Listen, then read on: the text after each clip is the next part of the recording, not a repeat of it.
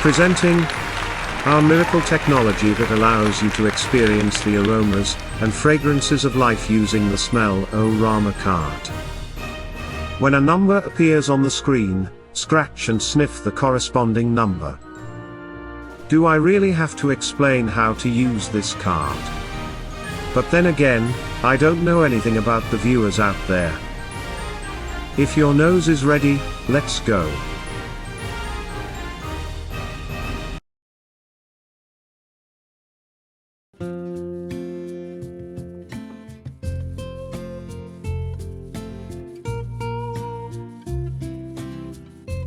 I just wanted to wish you a happy birthday. I would never say in your case that you're fired because you're doing too well, so I'll just say you're hired. You're a spectacular guy. You have a long way to go.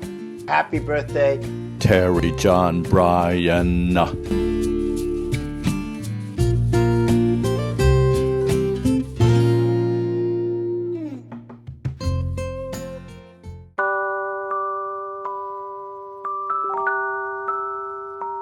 Terry Byron was born at an early age.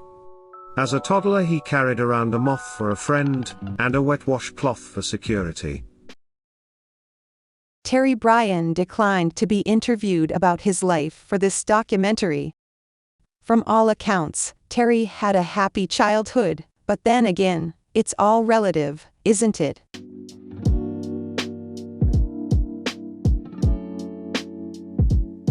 According to our research, the young Byron family bought a farm in the country and called it Quaker Acres.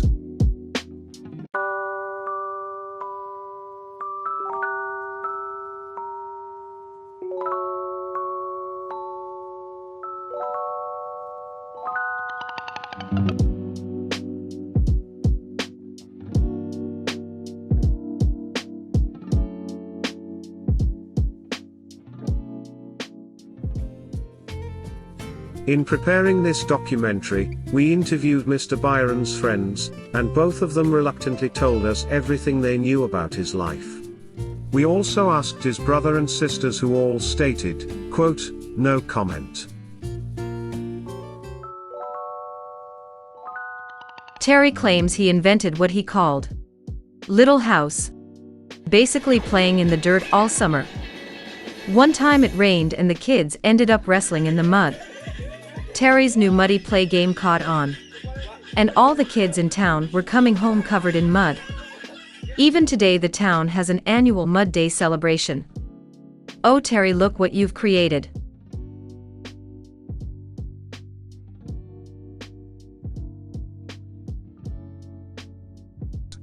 Older brother Dana made up something new for Terry, Nancy and the Bauer kids to play and called it the Four-Way Playhouse Club.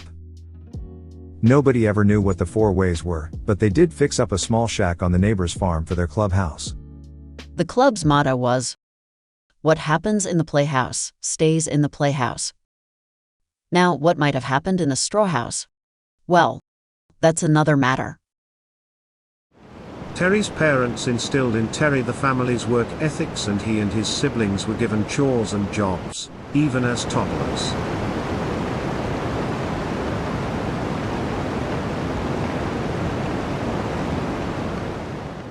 Chores for the O'Brien kids included washing dishes together. Here's what we've learned from Sister Nancy's pink diary that we were given by. Well, that's a long story. Anyway, her entry from July 6, 1957 reads, "Mom's worried that Terry has some kind of stomach problem 'cause every day, always after lunch, he starts to moan and has to run to the bathroom, and he is in there suffering for at least an hour. Anyway, me and Dana always have to do the dishes by ourselves. And it must be serious 'cause he's gotta go every night after dinner." At 6 years of age, the children picked fruit each summer at many of the local farms around Jamestown, Tennessee.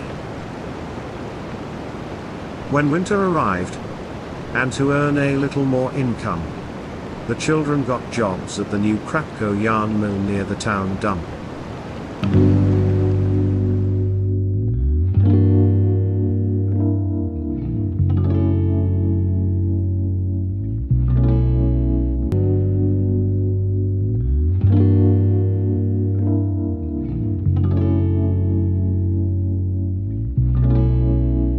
Good old Barber Central School, where Terry, Nancy, and Dana would have to walk 6 miles to get their education each morning, since their father needed the car to get to work. What wonderful memories they must have had, if only one of them would tell us about those days. But, unfortunately, none of them were willing to be interviewed for this documentary. Little is known about Terry's elementary school activities, although we did get a statement from Principal Grace T. Raymond who said, "Shows improvement."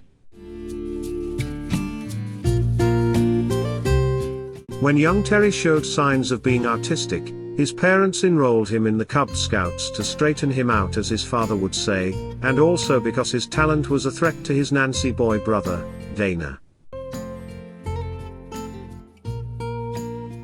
Terry took to scouting with a vengeance and learned many skills he would enjoy as an adult.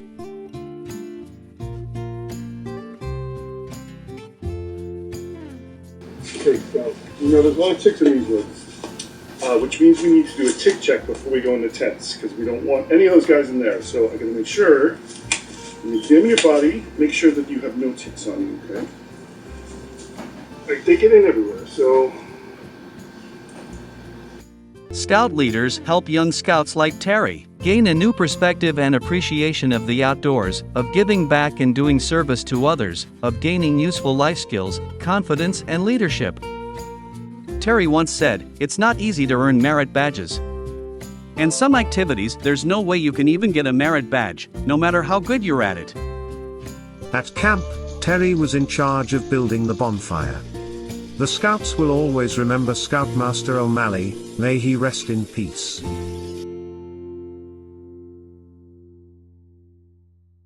Terry couldn't wait to go to Bible camp one summer once he heard how much his brother Dana loved it. What his brother told him has been verified as being completely true. His 19-year-old counselor would get naked each night and stand at the window to see his girlfriend at the cabin across the way.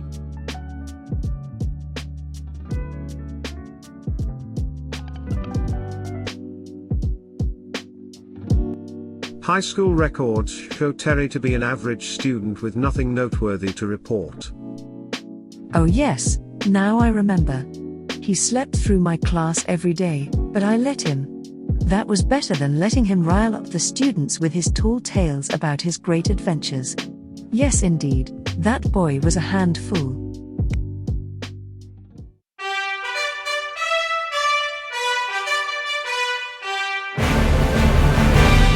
With a student loan, Terence attended college where he did not excel in sports, but did volunteer to be the towel boy for the swim team and basketball team. Terry was the best towel boy this college ever had. He went beyond the required and personally helped each and every athlete on every team, not just the swim teams, yes, indeed, way more than friendly. Upon graduation, Terry contemplated a career as a teacher. But during his student teaching semester, Terry was asked to monitor the detention class, but was forced to leave due to a misunderstanding. Terry wasn't discouraged by a little misunderstanding. He remembered from watching the Mickey Mouse Club. Walt Disney said, "All our dreams can come true if we have the courage to pursue them." So off he went to find a new job. He swore he'd take even the lowliest job and make the most of it.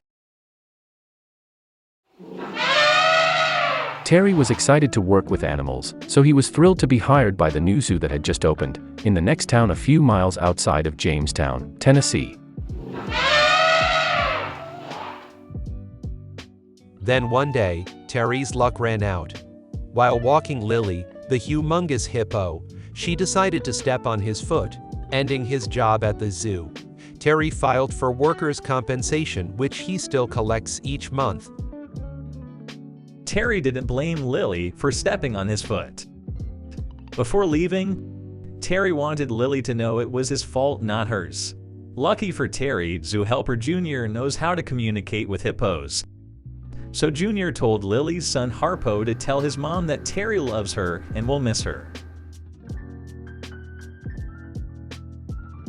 But was he discouraged? Hell no. As Terry once declared, Martin Luther King once said, "If a man is called to be a street sweeper, he should sweep streets so well that all the hosts of heaven and earth will pause to say, 'Here lived a great street sweeper who did his job well.'" That very next day, he met a gentleman who took an unusual liking to Terry and hired him as a bank teller in the bank he owned.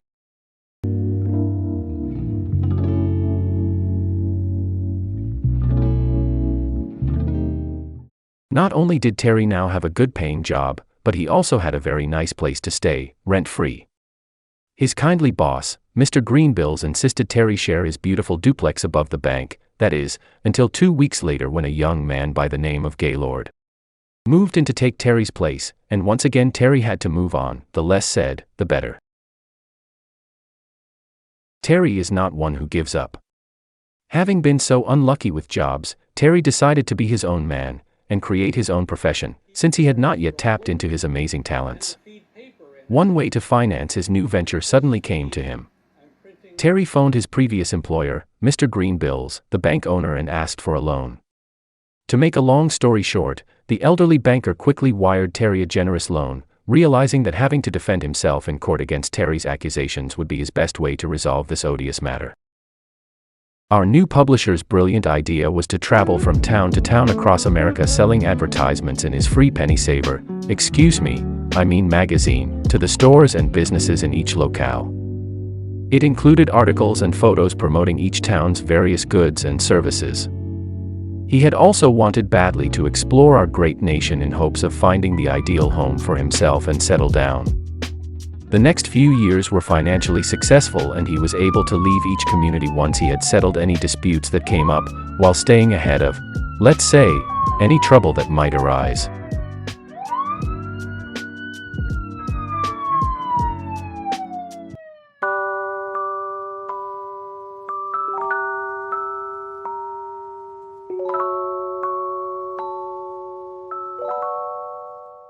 After years of driving through towns, and as a fugitive, as an experienced traveler, Terry felt it was time to settle down and just enjoy his retirement. Terry was at a crossroads. Should he settle in Jamestown, Tennessee, a town he has passed through in the past, or keep exploring? Incidentally, according to our fact-checkers, the origin of the name Tennessee came from 10 early explorers who saw the land's attributes and just couldn't see settling there. See. Get it? Passing through Tennessee again, as luck would have it, his 78 Pontiac completely broke down in Jamestown, so Terry figured it would be a good hideout, a good home as anywhere else.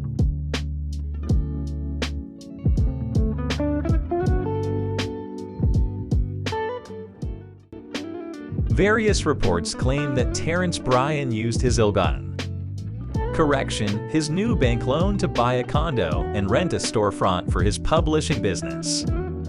But as always, this cannot be verified.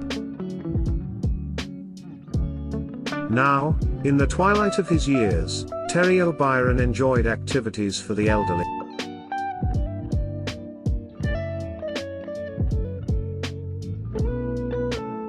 Bingo! Do you know a Mr. Terry John Bryan? Yes, I do. He's a quiet old man. Really? All my women friends know him, but he needs men friends. He stays to himself too much. How can he meet more of the town's gentlemen? Join the social club. There's a local men's club, the Country Boy Men's Social Club. Yes, he should apply for membership. Yes, he can apply to join. You all should tell him. Social club. But thanks for your time, I suppose. We've heard Mr. Bryan applied for membership to this very private club and was rejected for being underweight. He did not meet the minimum weight of 300 pounds and would not take a very, very private pledge of secrecy. Now Terry seemed even more reclusive. He was disappointed and shocked that there was such a thing as a club here only for fat men. And he had heard mysterious rumors about their meetings, so he was really confused. His reaction now is to sit each day staring into space or out the window, either depressed or perhaps just fantasizing on the mystery of some of this town's gentlemen. but this too will pay ass.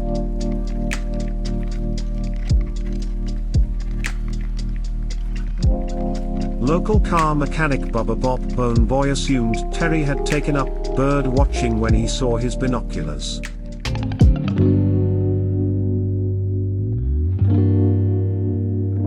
The alleged victim, James Hard Tough, 22, called 911 to report a stalker who approached him and asked if he worked out a lot, while offering a $5 bill.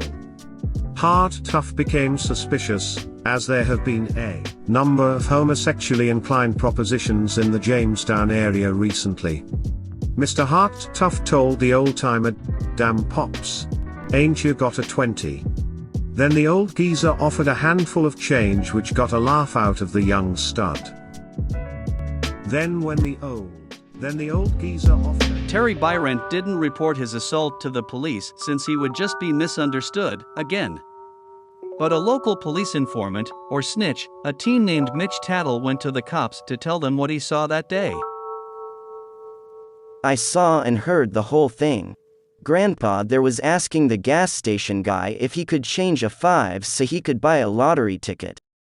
The young guy got mad and put a headlock on the old fella and demanded a 20 and kept it. I know I should have gone to the sheriff, but I didn't want that punk to kick my ass. Mr. Bryant was only watching the birds at the gas station.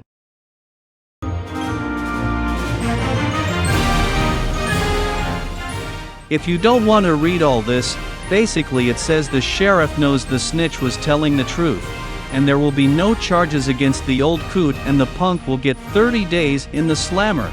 Sheriff Locke also said it's his opinion that the citizens of this town love and respect Mr. Byron and don't pay any attention to the unkind rumors going around about him. After that unpleasant event, Terry Bryan kept to himself while continuing to publish helpful articles about the town's activities and social works. He had no idea what the townfolk had in store for him next. The local TV station featured a series of interviews that surprised him. Hi, I'm Elevator from Crapco, and I decided to interview whoever happened to be outside the Walmart on Central Avenue in Jamestown, Tennessee. As the shoppers exited the Walmart, I attempted to ask each citizen if they knew Terrence John Byron, and after talking to the first 36 patrons, I found a young lady who admitted to knowing something about Mr. Byron. Here's what she had to say. Pardon my interruption, I'm Cliffhanger from WWCOK-TV. Unfortunately, Miss Vader's video interview sound had a problem, so Penny Ann Porkpan from Jamestown High will read a transcript of Betty Bell Pepper's statement.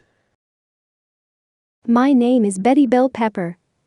Am I going to be on the news? Oh, okay, well, I was a student at the high school a couple of years ago, and yeah, I think I know who you're asking about. Back then, when I was a senior, and I overheard the girls in Miss Butch's gym class talk about that old guy they used to see watching the boys on the football field every day. He had binoculars and I thought that was kind of creepy. Oh, shit. Pardon my French. I just noticed my Crapco brand ice cream is melting. I gotta get these groceries home or Mom will kill me. Oh, which channel will I be on? Oh, never mind.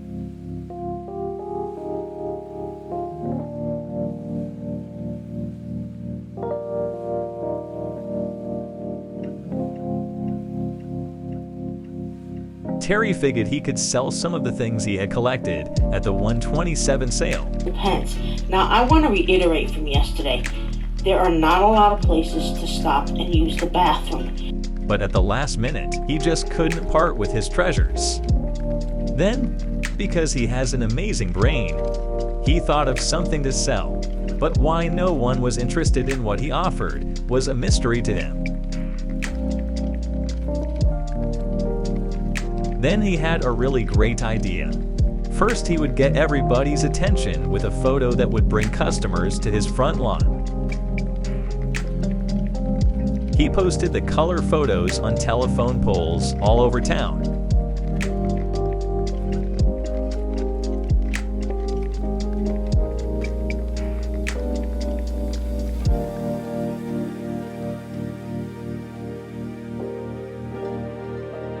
Lots of people came, but were a little shocked or confused, and Terry made only a few sales. Terry Bryan had discovered dumpster diving and was amazed at all the perfectly good items he could try to resell.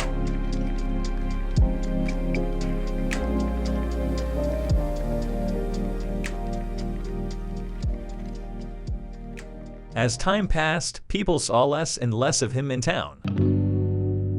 Spotting the elusive Terry O'Brien became the new game in town, and young Pastor Barry D. Hatchett joined the hunt with his trusty Brownie home movie camera and recorded this image. He's convinced his footage is Mr. Bryan. Young Rick Nelson got into the game, too. And while he tried to film two local beauties at Dale Hollow Lake, he thinks he captured an image of Mr. Bryan. The lake is quite far from Jamestown, but Mr. Bryan, now practically a hermit, might have moved there. Most sightings turned out not to be Terry O'Brien. Sheriff Locke received dozens of snapshots and movie footage of homeless old men, a crossing guard woman, and even a photo of the mayor.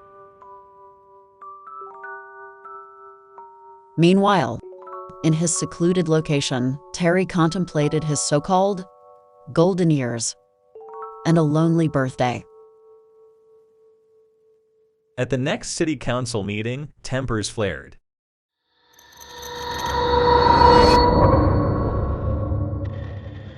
Well, your police report says you threatened to kill your wife. You guys are a As senior disgrace, trustee, do all I of have you, the right to from the ask you convict for- at the end Terry, to the woman whose Terry. son had sex with the convict's wife. Unbelievable.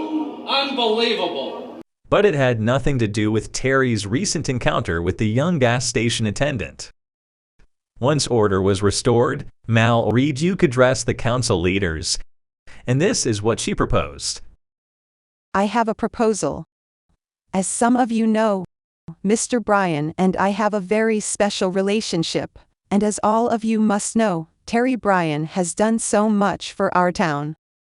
With his magazine, the citizens here have greatly benefited by promoting our wonderful tourist attractions.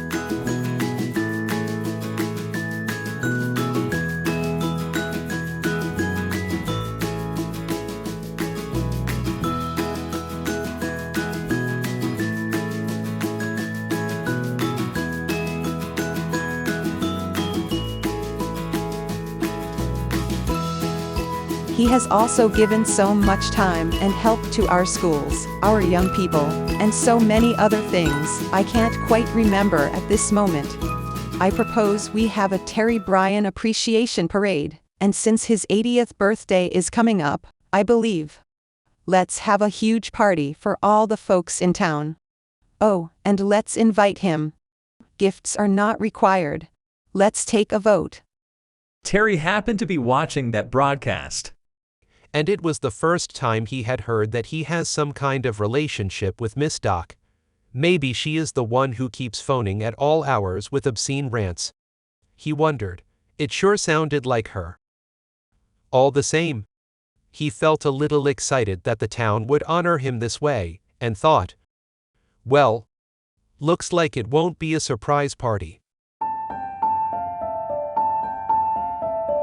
News 10's Sarah Schaefer has been following this story. She and photographer Gary Bryan were literally right in the middle of the heated meeting. The city council met last night to choose a birthday parade coordinator, but things got out of hand when 4 citizens all wanted the position.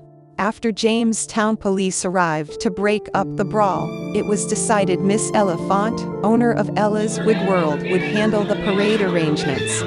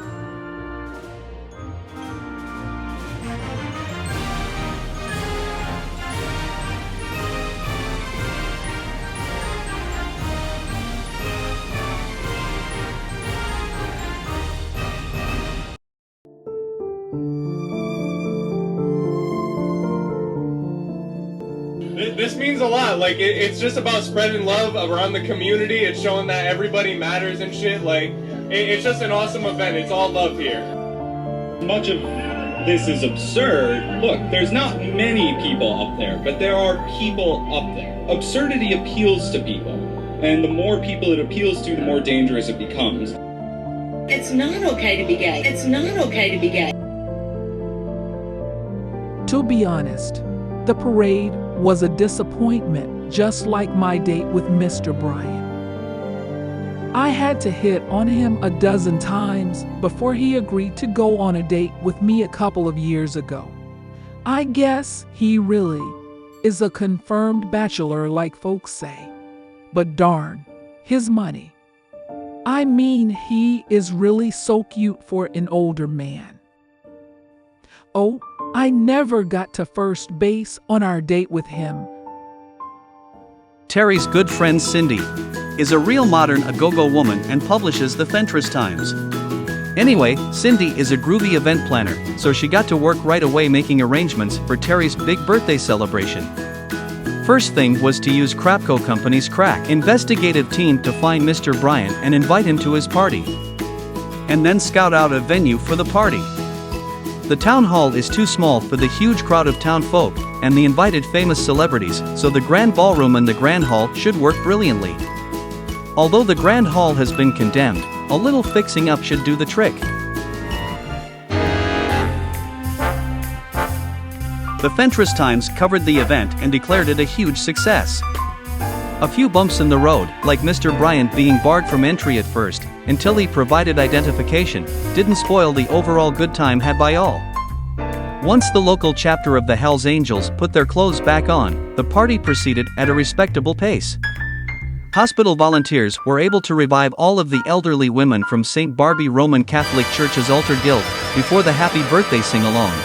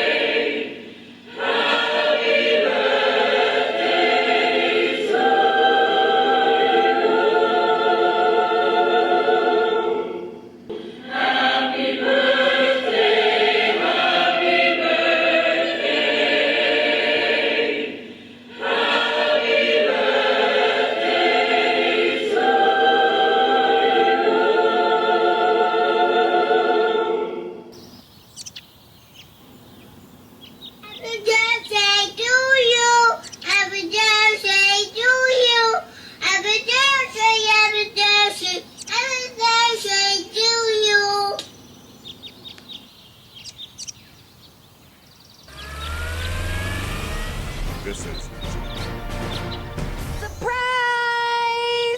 Go shawty, it's your birthday. Today's your day.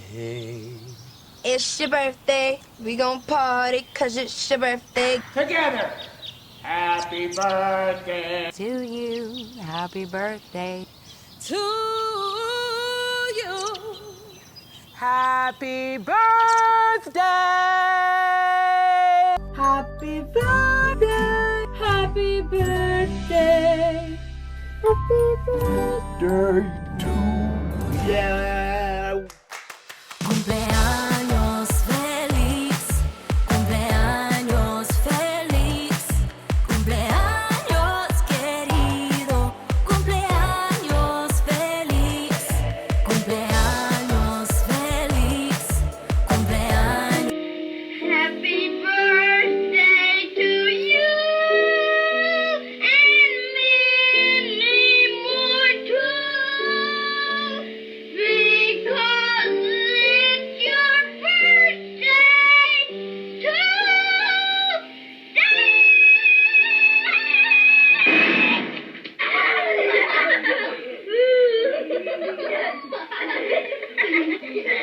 today. Ah! Pineapple!